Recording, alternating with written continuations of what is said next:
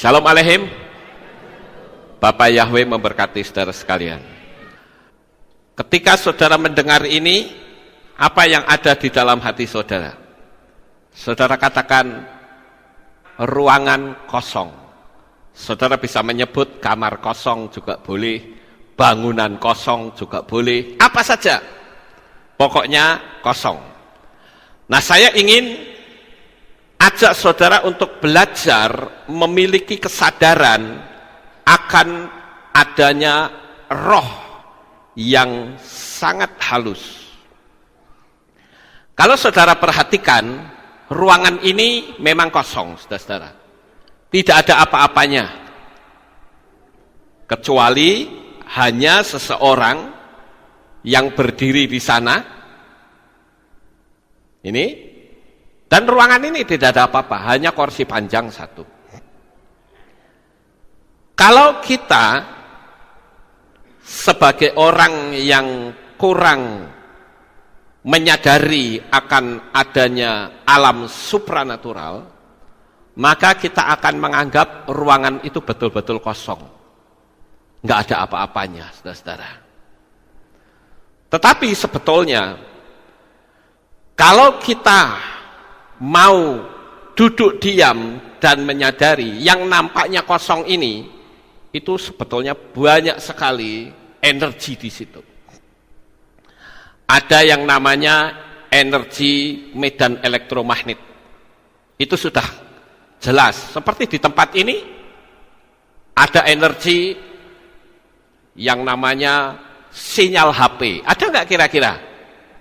Ada nggak? Ada, tapi tidak bisa dilihat mata, saudara. Begitu juga dengan energi manusia yang menempel di mana-mana. Barangkali tempat ini dulu misalnya pernah dipakai untuk orang melakukan bunuh diri, energinya nempel di sini. Kemudian di sini yang nampaknya kosong ini juga ada energi, ada malaikat-malaikat yang berseliweran. Kita nggak tahu, saudara-saudara. Tetapi sebetulnya itu ada. Bahkan di sini pun bisa saja ada energi setan. Bisa saja. Jadi ruangan yang nampaknya kosong sebetulnya tidak kosong. Hanya kita tidak melihat secara kasat mata. Tetapi kalau saudara yang memiliki kepekaan batin yang dalam, saudara akan menyadari bahwa ruangan itu sebetulnya tidak kosong. Saya ambil satu contoh, saudara-saudara. Pada saat tur beberapa waktu yang lalu, tur setahun yang lalu, kita pergi ke Yad Vashem. Untuk tur tahun ini kita nggak ke sana. Karena banyak sekali kunjungan destinasi yang belum kita ke sana. Jadi tiap tahun akan berbeda-beda. Nah, tahun lalu kita pergi ke Yad Vashem. Yad Vashem ini adalah museum pembantaian orang-orang Yahudi terhadap rezim Nazi Jerman. Ada satu ruangan, saudara-saudara, yang kemarin tidak masuk karena ruangannya sangat besar sekali, tapi kemarin tidak masuk, tapi yang lalu saya masuk. Di situ ada ruangan yang berisi foto-foto anak-anak kecil seumur Afram dan Kenan. Dan di situ diceritakan tentang bagaimana anak-anak itu dibantai oleh kaum Nazi. Saat saya masuk, hanya dalam hitungan berapa langkah, saya sudah tidak tahan, saya menangis, saudara-saudara. Karena saya merasakan ada energi duka cita yang sedemikian hebat yang ada di ruangan itu. Sekalipun nampaknya kosong, nggak ada apa-apa, hanya foto-foto saja. Dan sedikit ada alunan musik. Tapi di situ saya bisa merasakan bagaimana hebatnya penderitaan siksaan orang-orang Yahudi terhadap rezim Nazi. Kita masuk juga ke ruangan-ruangan yang lain termasuk yang ini.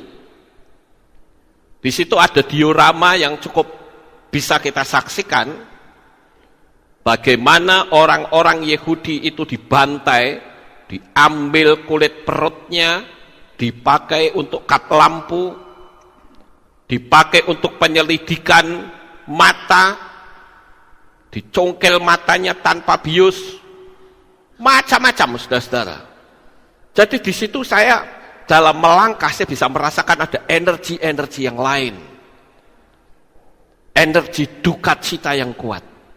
Makanya kebanyakan tour leader di Israel dia nggak mau masuk, karena dia bilang kalau aku masuk akan muncul dendam terhadap rezim Nazi. Tetapi saya bersyukur leader kami masuk ke dalam, bahkan memberi penerangan, karena mereka senang dengan kita, karena mereka tahu bahwa kita itu beda dengan peserta tur dari Indonesia yang lainnya. Karena kami juga tidak mau menyebut nama sesembahan lain selain Yahweh dan Yeshua. Dan mereka excited sekali, sangat sukacita, senang sekali saudara-saudara. Bahkan kita dibawa ke tempat-tempat yang asli. Banyak tur-tur yang pergi ke tempat-tempat yang sebetulnya itu buatan Katolik. Tapi kita dibawa ke tempat yang real, yang asli. Dan di situ kita tidak menemukan orang-orang Indonesia, tidak. Saya bersyukur kita punya hubungan dengan Messianic Jewish di Israel, langsung ke sumbernya, saudara-saudara. Nah, kembali lagi saya akan ajak saudara untuk belajar kita memiliki kesadaran yang sangat tajam. Setiap kali saudara pergi ke satu tempat, sekalipun itu kosong, sebetulnya ada banyak sekali energi yang berseliweran di situ. Termasuk di Yad Vashem. Sekarang, saudara, pernahkah saudara mendengar ungkapan, berhati-hatilah engkau dalam berbicara, karena dinding-dinding juga punya telinga. Pernah dengar ungkapan itu? Artinya apa, saudara-saudara? Artinya, sekalipun kita berbicara di tempat yang tersembunyi, tidak ada yang tidak bisa diketahui. Karena energi itu akan memancar kemana-mana, yang nanti juga sekali waktu akan bisa bocor. Saudara pernah dengar kata indigo? Ya, kenapa orang-orang indigo dia bisa mengetahui dunia alam supranatural? Dan dia bisa bercerita panjang lebar tentang sebuah peristiwa yang terjadi. Apakah itu kecelakaan? Apakah itu bunuh diri? Kenapa bisa dilacak seperti itu? Itulah alam supranatural. Kita yang tidak pernah berurusan dengan dunia alam roh nggak ngerti apa-apa, saudara-saudara. Tetapi banyak sekali saya mendengar kisah-kisah bagaimana anak indigo yang bercerita tentang sebuah peristiwa yang pernah terjadi di satu tempat, dan ceritanya itu tepat sekali. Karena di situ ada energi-energi lain. Kemudian, saudara-saudara, pernahkah saudara mendengar benda-benda ini adalah saksi bisu peristiwa yang sangat mengerikan? Kembali lagi, ini berbicara tentang dunia alam supranatural. Saya ingin kita sebagai orang-orang percaya itu memiliki tingkat kesadaran bukan standar, tetapi tingkat kesadaran yang cukup tinggi, yaitu kita bisa memahami tentang dunia alam roh, dunia yang tidak kasat mata, dunia yang nampaknya tidak ada tetapi sebetulnya dia ada. Jadi, kalau ada sebuah kata-kata bahwa benda-benda itu adalah saksi bisu, peristiwa yang mengerikan, berarti sekalipun benda-benda ini diam, tetapi sebetulnya kalau kita mengerti, seluruh benda di atas muka bumi ini, itu punya energi, saudara-saudara. Kita lihat yang berikutnya. Kenapa ada pembunuhan yang direncanakan dengan begitu rapi bisa jebol keluar? Ini saya tunjukkan tentang seorang perempuan cantik sebagai pemandu karaoke yang dibunuh oleh pacarnya dan mayatnya dicor di dalam bak mandi. Kok bisa ketahuan, saudara-saudara? Padahal dicor loh. Kembali lagi kita ingat akan peristiwa seperti yang kitab suci tulis. Ini lihat. Nah, di dalam kitab suci itu tertulis ketika Kain membunuh Abel, dikatakan suara darah adikmu berseru kepadaku dari tanah. Itu di Bereshit atau Kejadian 4 ayat 10. Ini menyangkut dunia alam supranatural semua, saudara-saudara. Jadi jangan sampai kita menjadi orang yang mengikut satu kepercayaan tapi polanya pola standar, nggak ngerti apa-apa. Bicara dunia alam roh, tanya apa kuwi dunia alam roh. Padahal yang namanya kita mengikut kepercayaan disebut sebagai orang-orang rohani. Rohani itu diambil dari kata roh. Hal-hal yang tidak nampak, spirit, saudara-saudara. Nah, oleh karena itu, saya ingin agar saudara betul-betul menyadari bahwa kita hidup di dunia energi. Bangku-bangku, kursi-kursi di kehilat kita juga sebetulnya ada energi. Kenapa? Yesua mengajarkan ketika kita memberitakan firman dan orang menolak apa yang kita bicarakan, kita sampaikan, Yesus ajarkan apa? Kebaskan debu. Itu ada di Markus 6 ayat 11. Agar supaya energi buruk itu tidak nempel pada diri kita. Saya punya materi ini, saya coba lihat tadi, ternyata 4 tahun yang lalu saya pernah sampaikan. Temanya adalah kebaskan debu.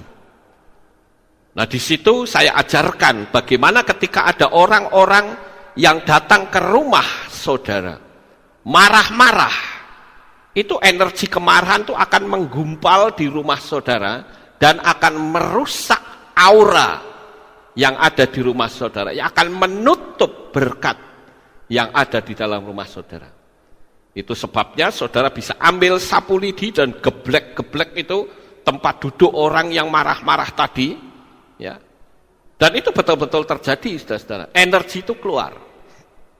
Saudara bisa lihat videonya yang saya sudah unggah 4 tahun yang lalu. Temanya adalah kebaskan debu. Kemudian kita lanjut. Kenapa ada orang tua yang anaknya meninggal? Misalnya ini contoh saja ya, saudara-saudara. Ada seseorang punya anak perempuan yang cantik, imut seperti ini. Ketika dia meninggal, kan bonekanya nggak ikut dikubur, saudara-saudara. Tetap tinggal di rumah. Ketika orang tua itu melihat boneka ini, dia seolah-olah melihat anaknya. Energi anak yang bermain-main boneka itu masih menempel di situ. Saya katakan ini mungkin paling beda, karena saya belum pernah lihat ada pendeta yang menyampaikan hal seperti ini. Tapi saya ngerti dunia alam roh, saudara-saudara. Maka saya perlu ajarkan kepada saudara sekalian. Kenapa orang tua tiba-tiba sedih melihat boneka anaknya yang sudah meninggal? Karena energi anaknya itu masih ada di sini. Kemudian yang ketujuh, kenapa orang-orang Yahudi berdoa di tembok ratapan? Ada apa sebetulnya di sana? Dulu waktu pertama kali saya ke Israel, tahun 97 atau 96, saya belum mengenal nama Bapak. Saya menganggap orang Yahudi itu kok aneh ya. Mosok berdoa kok di tembok, lah mbok sudah berdoa di ruangan saja. Kenapa sih kok seperti itu? Karena saya tidak paham, jadi saya anggap aneh, bahkan cenderung mentertawakan, saudara. Tetapi dengan berjalannya waktu, saya belajar terus semakin dalam, akhirnya saya tahu bahwa di tempat inilah, di tembok ratapan, Bapak Yahweh pernah turun. Dan energinya itu tidak hilang, saudara-saudara. Jadi kita harus menyadari. Saya jadi ingat ketika neneknya istri saya itu didatangi Yeshua pada suatu malam. Kenapa ruangan itu bisa berbau harum hampir 1 minggu lamanya? Enggak hilang. Itu artinya energinya juga ada di situ. Kemudian, mengapa kita perlu menebahi tempat duduk sambil berkata semua energi kemarahan, kesialan pergi? Coba di dalam kehidupan rumah tangga saudara, kalau pernah terjadi keributan, apakah saudara hanya diam saja atau mengusir semua energi-energi yang bisa menutup berkat dan mujizat saudara-saudara? Sekali lagi saya katakan, saudara mungkin yang tidak terbiasa dengan dunia alam roh akan menganggap aneh khotbah saya. Karena ini nggak pernah disampaikan. Tetapi saya ajarkan bahwa sebetulnya semua benda di atas muka bumi ini memiliki getaran energi yang sangat-sangat halus, saudara-saudara. Kemudian, mengapa kita perlu mengkuduskan rumah atau kendaraan yang baru kita miliki? Karena bisa saja mobil ini, besi-besinya, pelat-pelatnya itu dibuat dari benda-benda yang pernah mengalami sebuah peristiwa yang mengerikan. Saya teringat pada waktu dulu Pak Roni beli mobil, saudara-saudara. Saya sudah ingatkan kalau beli mobil, beli rumah, kuduskan dulu supaya aman. Tapi ternyata dia tidak mengkuduskan, main pakai saja ke Pangandaran. Dan ternyata di tengah jalan, di salah satu tempat tikungan-tikungan di Jawa Barat, ternyata mobilnya masuk jurang dan kaki-kakinya, bannya itu empat-empatnya di atas, saudara-saudara. Malam-malam saya ditelepon, Pak Lukas, tolong, saya mengalami kecelakaan. Saya tanya, ada korban enggak? Enggak ada. Oh, saya bersyukur. Itu satu bukti bahwa pentingnya kita mengkuduskan benda-benda. Karena pada saat kita berdoa untuk mobil baru, kita mengkuduskan mobil kita, itu sama saja kita menancapkan bendera. Bendera kerajaan Shamayim. Sehingga ketika mobil kita melaju, jikalau ada setan-setan yang berusaha untuk menyesatkan kita di tengah jalan, dia melihat, oh ini mobilnya milik kerajaan Shamayim, nggak main-main ini. Bukankah saya pernah bercerita, di daerah Belora ada banyak peristiwa, ada bis yang masuk ke dalam hutan, tengah hutan, bahkan sama dengan truk pembawa semen. Itu bis pahala kencana, saudara-saudara. Dan orang sampai nggak ngerti bagaimana bis itu bisa sampai di tengah hutan. Padahal kiri, kanan, muka, belakang itu semuanya adalah pohon. Dan untuk mengeluarkan mobil itu harus memotong beberapa pohon. Bukankah itu satu keanehan? Kenapa kita perlu mengkuduskan baik rumah maupun mobil? Bisa saja saudara masuk ke dalam rumah, dan rumah saudara adalah tempat yang pernah dipergunakan untuk gantung diri. Saya pernah masuk dalam satu rumah, saudara-saudara. Begitu saya masuk, saya rasakan ada energi asing di situ. Yaitu energi bunuh diri. Saya langsung katakan, maaf, ini rumah ini energinya buruk sekali ya. Ada peristiwa apa sebetulnya di sini? Dan orang itu bercerita, di tempat ini pernah dipakai untuk gantung diri. Lalu pertanyaannya, apakah roh orang itu yang ada di situ? Tidak. Firman Tuhan mengajarkan kepada kita bahwa orang yang mati, rohnya kembali kepada Bapa dan tubuhnya kembali ke dalam tanah. Itu di dalam kitab Kohelet pasal 12 ayat yang ke-7. Debu kembali menjadi tanah seperti semula, dan roh kembali kepada Bapa yang mengaruniakannya. Cuman bedanya, kalau dia percaya kepada Bapa Yahweh, dia berada di Pardes atau Firdaus. Tetapi yang tidak percaya, dia berada di Sheol, tempat penantian yang juga modelnya seperti neraka. Bapak Ibu Saudara yang terkasih, di sini saya terus memberikan gambaran-gambaran untuk membuka wawasan saudara sekalian, bahwa pikiran dan hati kita itu memancarkan vibrasi yang akan menempel di semua benda-benda. Itu sebabnya perlu kita netralkan energinya. Kemudian, saudara, kenapa kita melihat orang yang menganut kepercayaan animisme dan dinamisme, mereka menyembah batu, menyembah gunung, menyembah matahari, menyembah pohon-pohon, karena mereka mempercayai bahwa semua benda itu ada energi. Dan kalau saya mengatakan seperti ini, jangan saudara asumsikan berarti Pak Lukas ngikutin caranya orang animisme. No. Mereka yang ikut kita, iya, saudara-saudara. Cuman mereka tidak tahu siapa sebetulnya sang pencipta yang benar. Sang pencipta yang benar itu adalah Yahweh Elohim. Jangan panggil nama sesembahan-sesembahan lain yang asing, saudara-saudara. Pernah ada orang yang ngomong sama saya begini, loh Pak, saya masih panggil nama sesembahan saya dulu, buktinya ada mujizat.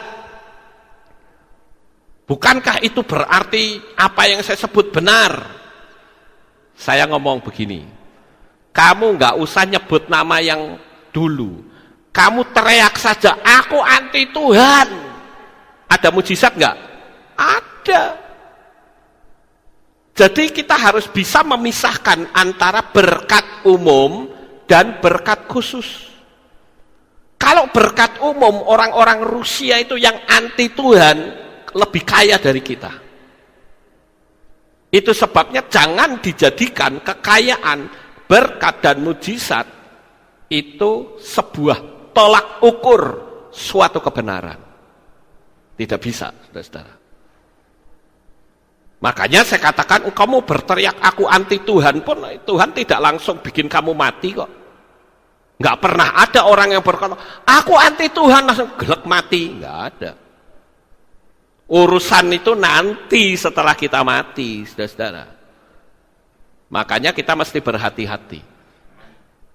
Saya bersyukur kemarin tour leader memberikan penjelasan bahwa sesembahan kami itu bukan seperti sesembahan mereka. Makanya jangan sebut-sebut nama sesembahan lain, saudara. Sekalipun engkau dalam kondisi kecewa seperti apapun, jangan sekali-kali sebut itu. Itu kekejian bagi Tuhan. Oleh karena itulah, kenapa saya katakan, orang-orang animisme dan dinamisme dia mengakui adanya energi.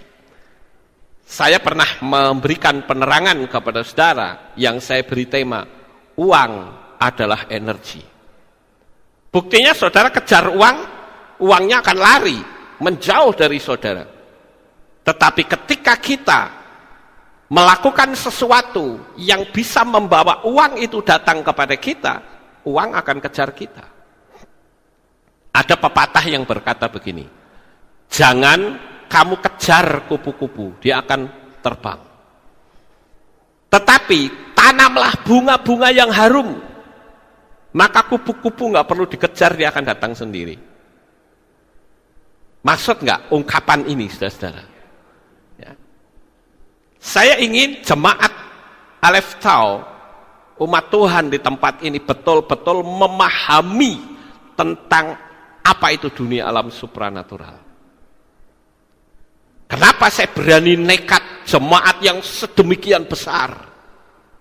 Saya berani katakan mulai hari ini dilarang keras memanggil nama sesembahan lain di mimbar maupun di kehilat ini. Orang bilang, oh itu Lukas itu gila itu. Jemaatnya gede, ya. Bahkan waktu itu di tahun 2000 gereja kita, dulu masih sebut gereja, kita sekarang sudah memakai nama kehilat. Gereja kita itu termasuk gereja yang paling top di Kota Magelang. Tetapi kenapa saya berani katakan dilarang keras memanggil nama sesembahan lain di tempat ini? Karena saya ngerti dunia alam roh. Dan Tuhan sudah kasih pemahaman seperti itu. Di dalam kitab Ifrim atau Ibrani pasal 10 ayat 26 dikatakan, kalau kita sudah ngerti pengetahuan kebenaran, tetapi kita tetap tinggal dalam kesalahan, firman Tuhan katakan tidak ada lagi korban penghapus dosa. Nggak ada, saudara-saudara. Jadi berhati-hatilah. Nah ini saya katakan, kenapa mereka melakukan ini? Karena dia tahu ada energi berseliweran yang tidak kasat mata. Sampai-sampai sapi saja disembah, saudara-saudara. Saya kemarin baru membaca sebuah berita. Di Papua, itu ada supir yang digebuki sampai mati, saudara-saudara. Gara-gara nabrak babi. Mungkin saudara berpikir, kok aneh amat? Ya memang faktanya begitu. Bahkan babi itu bisa dianggap seperti manusia, saudara-saudara. Kalau babi yang masih baby, masih bayi, kadang disusuin sama ibu manusia, coba bayangin aja. Itu di Papua loh. Kenapa sampai punya kepercayaan kayak begitu? Dan itu harus dikikis dalam iman kita. Oleh karena itu kita mesti berhati-hati. Sekali lagi, kita tidak bisa melihat gelombang elektromagnet atau gelombang listrik atau gelombang suara dan gambar, tetapi dia ada, dia bisa ditangkap. Saya katakan, kalau saja Nikola Tesla tidak dibunuh, saudara, kita akan bisa menikmati listrik secara gratis. Karena apa? Karena itu ada konspirasi politik tingkat tinggi dari Freemason. Sehingga Nikola Tesla yang membuat listrik tanpa kabel, sekarang kan kita sudah bisa menikmati. Kan ada sekarang ini charger yang tidak perlu nyolok ke, saudara. Ada kan sekarang? Tinggal dipasang gitu, taruh di atasnya sudah ngisi. Contoh gampang Airlogi saya ini, jam tangan saya. Jam tangan saya ini kalau nyetrum nggak perlu colok, kan nggak ada colokannya di sini. Cuman ditaruh aja di atas, dia ngisi sendiri. Makanya kalau Nikola Tesla tidak dibunuh, wah kita bisa menikmati listrik secara gratis tanpa kabel. Nggak perlu ada orang yang mati karena kesengat listrik, nggak perlu. Tetapi sayang sekali, karena konspirasi politik, dia mesti mati, saudara-saudara. Dan sekarang, ilmunya dia mulai dimunculkan. Adanya charger yang bisa buat ngisi jam tangan, ada juga charger yang dipakai untuk ngisi HP, tanpa harus ditancapkan tanpa. Itu artinya apa? Dia memanfaatkan gelombang ya udara ini. Dia pakai untuk transfer energi. Apakah energi itu bisa kelihatan? Tidak. Saudara lihat kawat listrik. Saudara bisa lihat nggak di situ ada energi yang lewat? Nggak bisa, tapi coba saudara pegang, langsung KO, saudara, ampun sudah. Ya. Jadi kita belajar pagi ini untuk melihat hal-hal yang tidak kelihatan. Kemudian, saudara, ruangan yang nampaknya kosong itu tidak kosong, tetapi sebenarnya penuh dengan energi, esensi yang berdenyut hidup dengan tingkat kehalusan yang sangat luar biasa. Bahkan juga ada terisi makhluk-makhluk astral. Kita nggak tahu, saudara. Kenapa saya katakan kalau saudara punya rumah sebaiknya kuduskan dulu. Siapa tahu rumah itu ada energi buruk. Energi orang mengutuk juga bisa ada di situ. Orang bunuh diri juga ada bisa di situ. Orang yang mengalami kebangkrutan, kejengkelan juga ada di situ, harus dinetralisir, saudara. Dan kita tentu tahu bahwa sains itu tidak memahami hal ini, karena sifatnya halus dan tidak nampak mata, tetapi sesungguhnya ada. Itu sebabnya ada yang mengatakan energi kuantum. Apa sih energi kuantum itu sebetulnya? Itu adalah getaran yang sangat halus, bahkan terhalus dari semua partikel terkecil manapun. Kenapa di Swiss, tepatnya di Jenewa, ada mesin yang namanya mesin CERN, yang sebetulnya itu adalah hanya untuk riset nuklir, tetapi sekarang bisa berubah, yaitu menyelidiki partikelnya Tuhan.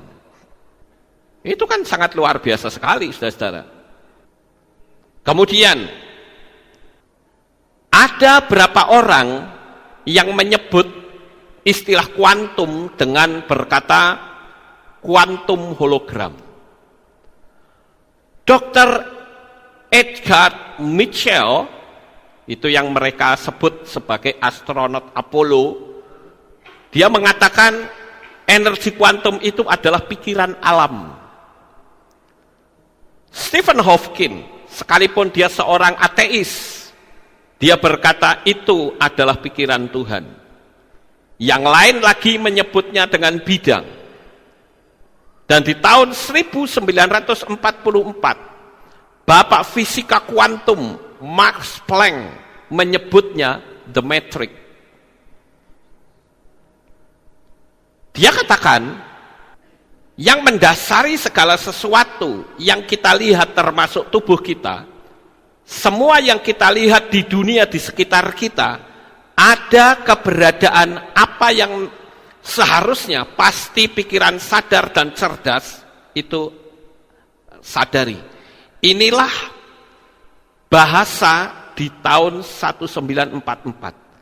Jadi seorang ilmuwan pun dia sudah menyadari adanya energi lain yang tidak nampak oleh mata. Hanya orang-orang Kristen pada umumnya yang kelasnya standar, mereka menganggap khotbah-khotbah yang macam seperti ini dianggap khotbah ngawur, saudara-saudara. Saya berbicara meditasi saja orang mengatakan itu sesat, padahal jelas-jelas kitab suci kita menulis. Jadi karena kurangnya pengetahuan, makanya ada satu ayat yang mengatakan bahwa kamu akan binasa karena kurang pengetahuan. Dalam bahasa Inggris dikatakan, my people are destroyed for lack of knowledge. Umatku hancur, umatku binasa karena kurang pengetahuan. Dikasih pengetahuan yang benar nolak. Wis pokoke dari dulu. Contoh paling gampang yang paling mendasar saja, nama Bapak Yahweh, saudara-saudara. Lawang Tuhannya teroris kok ya disanjung-sanjung. Iya toh? Sementara kita yang jelas-jelas ngomong haleluya, pujilah Yah, kependekan Yahweh. Yahweh ditolak. Makanya ada ayat yang mengatakan umatku binasa karena kurang pengetahuan, digobloki mau, saudara-saudara. Ketika diajari yang benar, justru yang ngajari dianggap sesat. Kan aneh itu. Ya kan? Maka saya ingin jemaat Aleph Tau menjadi jemaat yang pintar-pintar. Harus kelasnya di atas standar rata-rata. Kita lanjut, saudara-saudara. Pikiran adalah metrik dari semua materi. Dan hal inilah sampai muncul film yang berjudul Matrix. Saudara pernah nonton filmnya Matrix? Ya. Coba sekali-kali saudara tontonlah film-film begitu. Ya.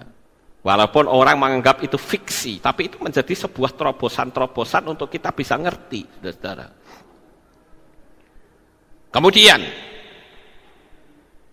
kita memiliki kesempatan untuk mempengaruhi bidang itu dengan vibrasi hati dan pikiran kita. Jangan jadi victim consciousness atau kesadaran yang selalu menjadikan korban. Karena apa? Pikiran-pikiran kita yang negatif akan mengendalikan hidup kita. Saya ambil contoh, nggak usah jauh-jauh. Saudara ini kan bekerja untuk supaya bisa mendapatkan uang, betul nggak? Ada yang kerja jadi penjual roti, ada yang kerja jadi supir, kan gitu. Ada yang kerja jualan kue, kan gitu. Pertanyaannya, pernah nggak rumahmu itu diisi dengan kemarahan? Kalau saudara bekerja, tapi rumahmu diisi dengan kemarahan, bentakan-bentakan, lihat saja rezekinya. Nggak akan pernah bisa naik, saudara-saudara. Karena aura rumah saudara itu rusak. Kenapa kita perlu kalau makan itu perlu berdoa dulu?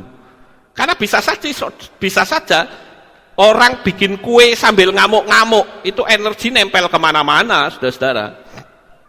Orang kan nggak menyadari sampai sejauh itu, karena dianggap wajar lah, ada kue enak ya pangan, ya toh?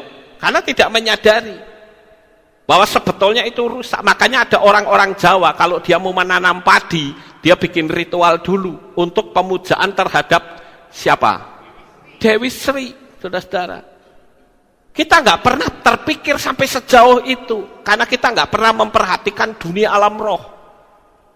Ada nasi, sikat saja makan. Kenapa kita tidak bersyukur? Kenapa kita tidak mensucikan, mengkuduskan energi yang ada di makanan kita? Saya menghimbau bahkan, kalau saudara beli apa-apa sudah ditaruh di tempat meja gitu, cobalah saudara berdoa, supaya kalau orang lalai, saudara minimal sudah berdoa. Bapak Yahweh, sucikan seluruh makanan yang ada di tempat ini dalam nama Adonai Yeshua HaMashiach. Saudara sucikan, supaya ketika saudara makan, saudara juga bisa sehat. Energi yang ada di kue-kue itu juga menjadi bersih. Paham nggak Bapak Ibu?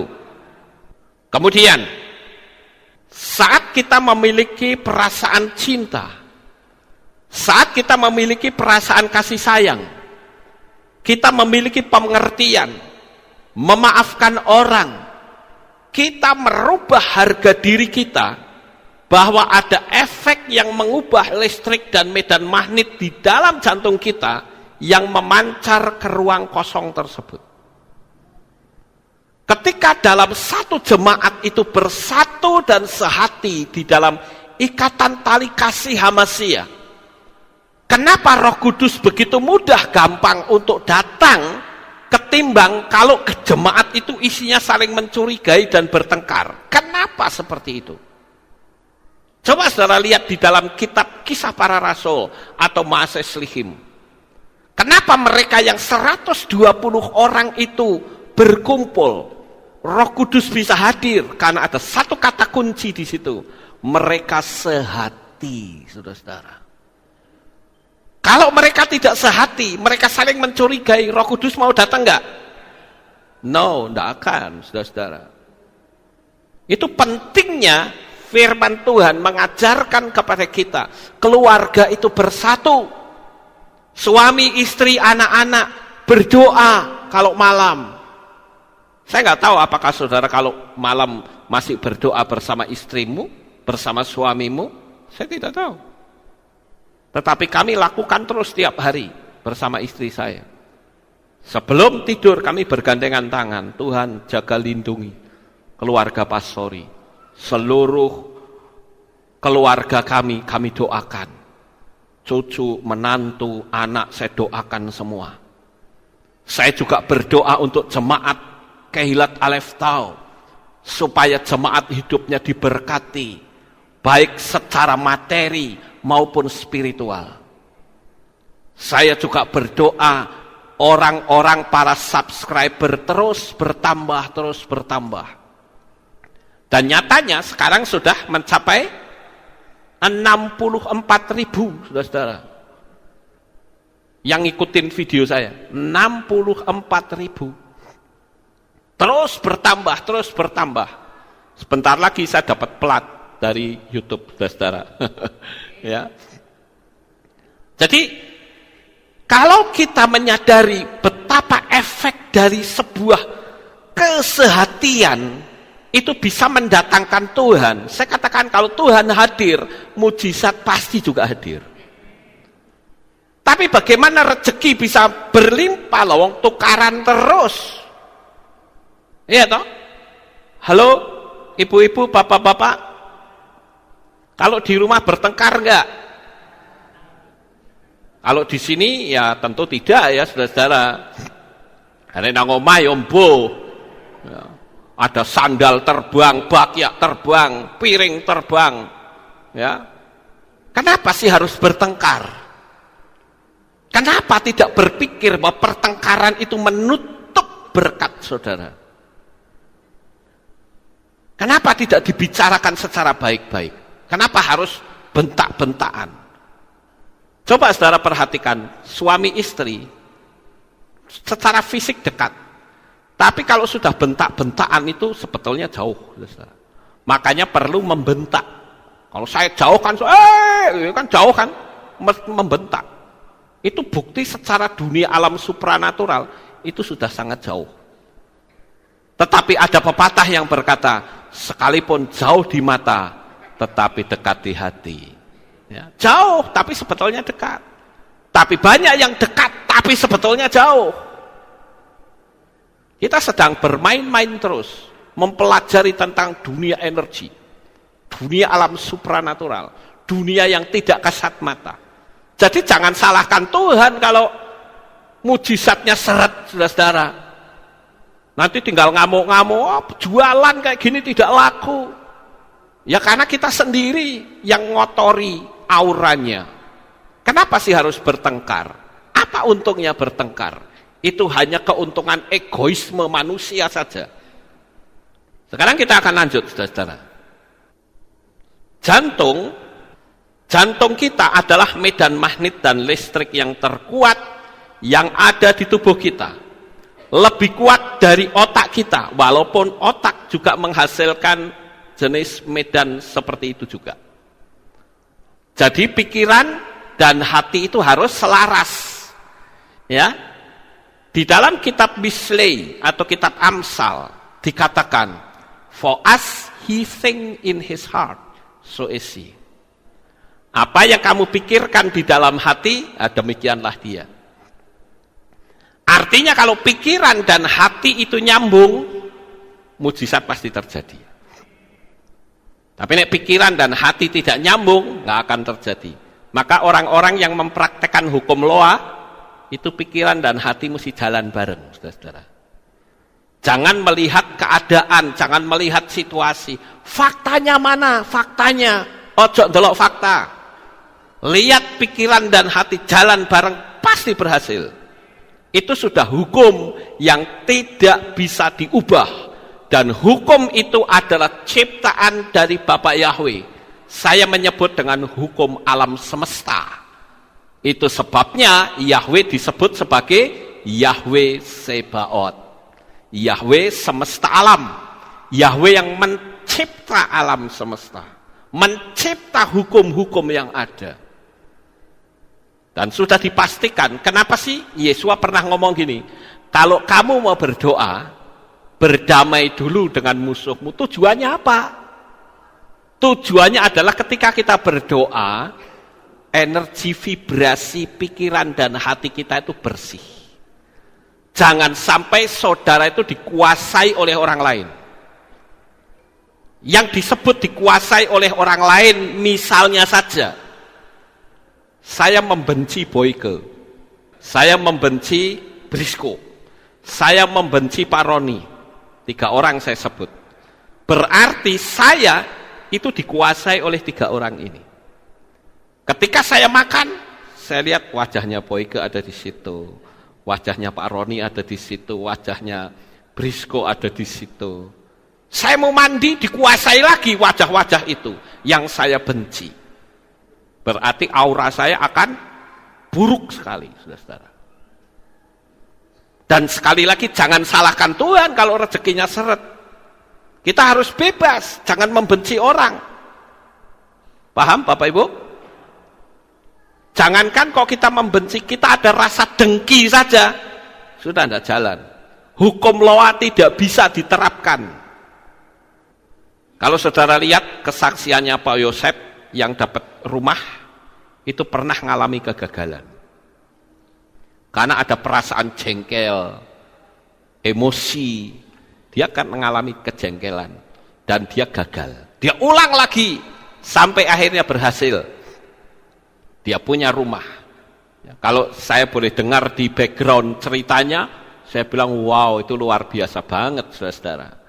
Dari orang yang berkata aku mustahil untuk bisa beli rumah, malah bisa dapat rumah bagus, saudara.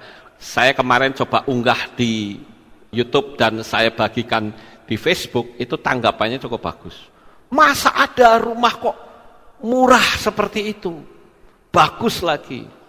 Ya buktinya saya juga ngalami kok, ya kan? Makanya jangan kita mau dikendalikan oleh rasa benci, rasa dendam, rasa jengkel yang ada di dalam diri kita. Itu menutup mujizat. Amin. Suami istri, kalau terjadi perbedaan pendapat, bisa nggak beda pendapat? Bisa lah, wong saya yang kembar sama Pak Yakub saja saya beda pendapat.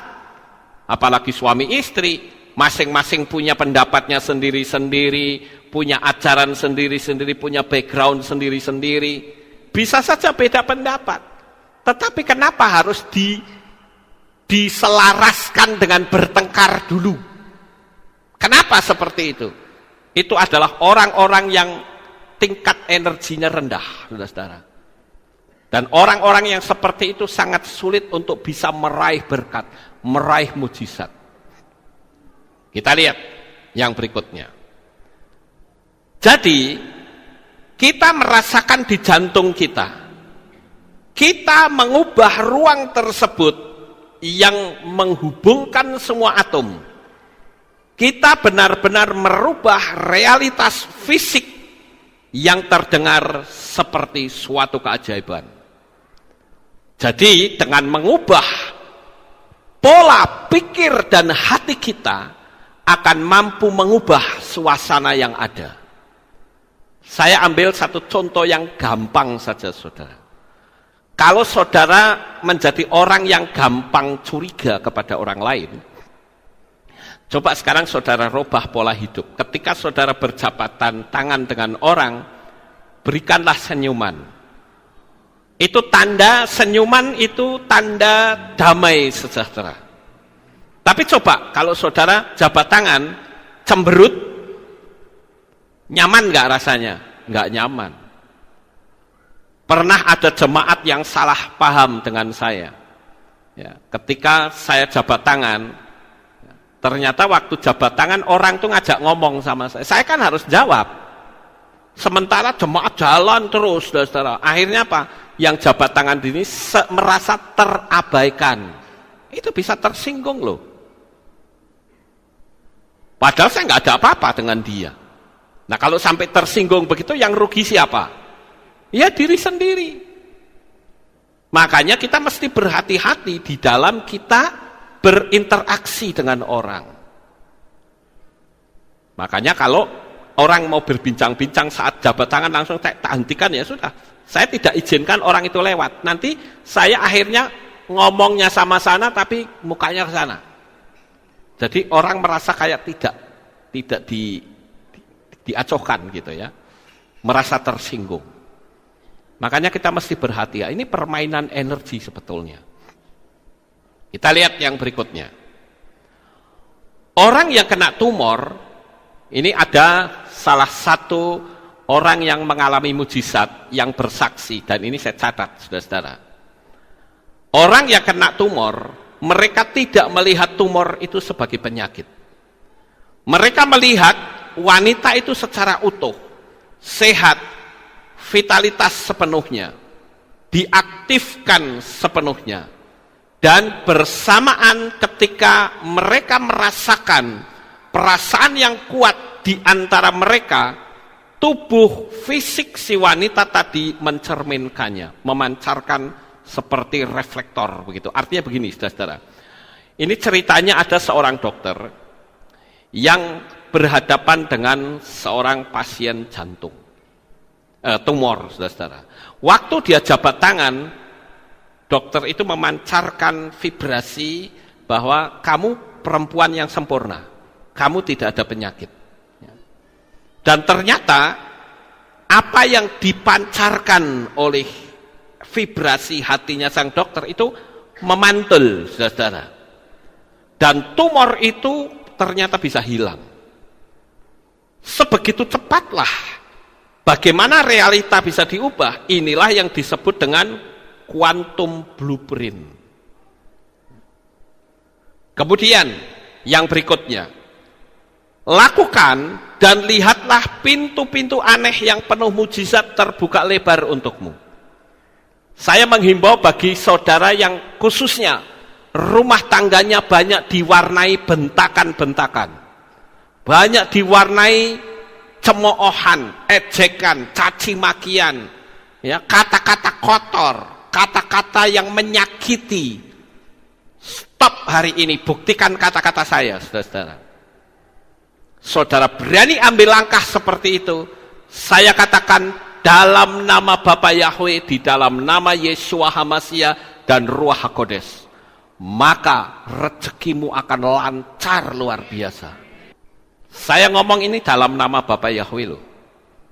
Rumah tangga saudara jangan ada bentakan-bentakan, jangan ada omelan-omelan, ocehan-ocehan yang tidak perlu. Buktikan rezekimu akan lancar, saudara-saudara. Pintu-pintu mujizat yang aneh terbuka lebar di mana-mana. Tapi kalau hidupmu diwarnai dengan bentakan, caci makian, kok butuh mujizat? Mana bisa? Itu sudah terjadi benturan dua energi, antara energi negatif dengan positif, nggak nyambung, saudara-saudara. Nah, sekarang pertanyaannya adalah, apa sih manfaat dari materi yang saya bagikan pada pagi ini? Materi ini membuktikan betapa hebatnya vibrasi manusia. Apakah itu positif maupun negatif? Saya ambil contoh bahwa ucapan manusia itu bisa mengubah hati seseorang. Kitab suci mengatakan, ketika Maria memberikan salam kepada Elizabeth, kitab suci mengatakan apa? Bayi yang ada di kandungan Elizabeth melonjak kegirangan. Itu artinya ucapan seseorang itu bisa mempengaruhi seluruh tubuh. Contoh yang gampang, ketika saudara berselisih paham dengan seseorang dan orang itu ngancam yang hati saudara tadinya nggak ada apa-apa, tiba-tiba muncul ketidaknyamanan. Betul nggak, saudara-saudara? Itu artinya ucapan seseorang itu bisa mendatangkan bahaya. Contoh gampang, ketika Nabi Elia diancam oleh Ratu Isabel. Ratu Isabel ngomong sama ajudannya, kamu ngomong sama Elia, aku akan lakukan persis seperti yang dia lakukan kepada nabi-nabiku. Ancaman itu tidak main-main. Elia tidak menanggapi ancaman itu dengan baik. Ancaman itu masuk ke dalam diri Elia. Sekalipun dia nabi, dia lari pergi ke dalam gua. Stres Elia. Padahal Elia baru saja KKR besar. Seluruh Israel berbalik dari penyembah Baal menjadi pemuja Bapa Yahweh. Nah, kalau saya jadi Elia, saya akan ngomong gini, kamu ngomong sama ratu kamu ya. Ratumu juga akan bisa menjadi seperti salah satu dari Nabi Baal. Kamu jangan ancam-ancam. Saya Nabi besar. Seluruh Israel sudah berbalik. Jangan macam-macam dengan nama Yahweh. Ayo kembali sana.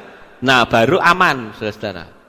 Tapi karena Elia tidak melakukan perlawanan, ancaman itu masuk ke dalam otaknya, masuk ke dalam hatinya. Dia ketakutan, dia lari pergi ke dalam gua. Untung pada waktu itu didatangi oleh malaikat Yahweh dan berkata, "Hei Elia, apa kerjamu di sini?" Sehingga dikasih makan, keluar, jangan di sini terus. Dipulihkan energinya, saudara-saudara. Sekarang kita lihat. Jadi, kalau saudara punya keinginan yang positif, tapi dipancarkan negatif, maka sampai mati saudara tidak akan pernah mendapatkan apa-apa. Saya kemarin baru saja konseling dengan seseorang. Orang ini dulunya kaya raya, saudara-saudara. Dan ketika dia mengalami kejatuhan, dia ingin bangkit. Dia sudah dengar materi saya, dia mencoba untuk mempraktekkan. Dia bilang, "Pak, kenapa ya Pak, saya sudah mempraktekkan kok tidak ada hasilnya?" Dari hasil pembicaraan langsung saya tembak, "Kamu tidak akan pernah bisa kaya lagi." Saya bilang begitu. Loh kenapa? Karena di salah satu sisi kamu pingin kaya, tapi di satu sisi hatimu sedang jengkel dengan Tuhan. Kenapa kok seperti itu? Karena dia ngomong begini, sampai saya ngomongnya pedes, saudara-saudara. Dia ngomong, "Pak, sejak saya memanggil Yeshua HaMashiach, ekonomi saya kok jadi terus turun, Pak." "Oh ya? Saya memanggil Yeshua loh, tapi ekonomi saya tidak turun, tetapi malah naik. Kenapa ada beda seperti itu?" Karena kamu, hatimu sedang jengkel dengan Tuhan. Kamu membutuhkan mujizat dari Dia, mana bisa. Saya katakan selama hatimu belum dirubah, tidak akan bisa. "Ya Pak, benar, saya memang sedang jengkel sama Tuhan." Sekarang pertanyaannya, terus kalau kamu jengkel sama Tuhan, terus kamu mau apa? "Ya saya memang sudah ada rencana untuk pindah agama." "Oh ya? Emangnya ada agama di dunia ini yang bisa menyelamatkan kita?" Kalau ada, tidak mungkin saya berdiri memimpin jemaat di sini. Karena di dunia ini saya hanya percaya penyelamat itu satu, Yahweh di dalam Yeshua HaMashiach dan Roh Kudus. Itulah penyelamat saya. Saya akan luput dari api neraka. Kamu pindah agama. Agama apa? Dia sebut, itu alam dewa. Percuma.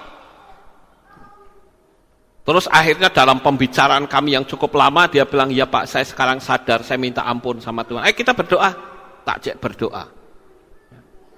Ini bahaya sekali ya. Jangan sampai ketika kita diberkati oleh orang dari agama lain, kita ikut agama lain, itu keliru besar. Seharusnya kita bersyukur, artinya apa? Seluruh teman-teman di Kehilat tidak bisa tolong saya, tetapi Bapak Yahweh sanggup memakai orang yang beragama lain untuk tolong saya. Harusnya begitu, saudara-saudara. Bukan malah kita bebek ikut imannya mereka.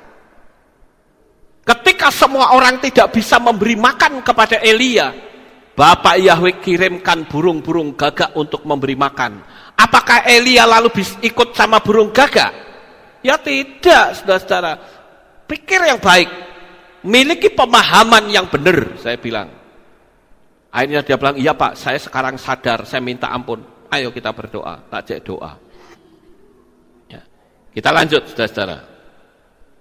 Saya ingin kaya, tetapi hati saudara jengkel dengan keadaan yang menganggap Tuhan itu tidak adil. Maka sampai mati pun saudara tidak akan dapat apa-apa, bahkan pindah agama sekalipun tidak akan ada perubahan apapun. Karena yang menjadi penentuan orang hidup diberkati, orang hidup nyaman dan sebagainya dari mana? Dari pikiran dan dari hati, saudara. Orang bisa saja memanggil nama Bapa dengan benar. Tetapi kalau pikiran dan hatinya tidak benar, hasilnya pun tidak benar. Contoh, Elisa dengan Gehasi. Ketika pada suatu pagi Gehasi keluar, dia mendapati tempat di mana dia berada dikepung oleh tentara Aram. Ingat, Gehasi menyembah Bapa Yahweh. Elisa menyembah Bapa Yahweh, sama sesembahannya. Dia berada di tempat yang sama. Tetapi cara melihat masalah itu berbeda. Ketika Gehasi keluar, dia melihat ada tentara Aram yang mengepung. Yang pertama kali keluar dari mulut Gehasi adalah, celaka tuanku, celaka. Tetapi berbeda dengan yang disampaikan oleh Elisa, dia berkata, jangan takut. Beda bukan? Beda. Tuhannya boleh sama, tempatnya boleh ada di tempat yang sama, tapi cara menanggapi masalah berbeda, hasilnya pun akan menjadi berbeda. Jadi materi pada pagi hari ini, saya tegaskan betapa manusia itu memiliki kekuatan vibrasi, baik pikiran dan hati itu luar biasa. Dia bisa mengubahkan segala-galanya. Karena manusia itu diciptakan serupa dan segambar dengan Bapa Yahweh. Kalau kita bisa memanfaatkan, mempergunakan energi yang Bapa berikan kepada kita, hidupmu tidak akan berkekurangan. Saudara akan dicukupi, bahkan cenderung berkelimpahan. Sukses besar untuk saudara. Bapak Yahweh memberkati. Haleluya.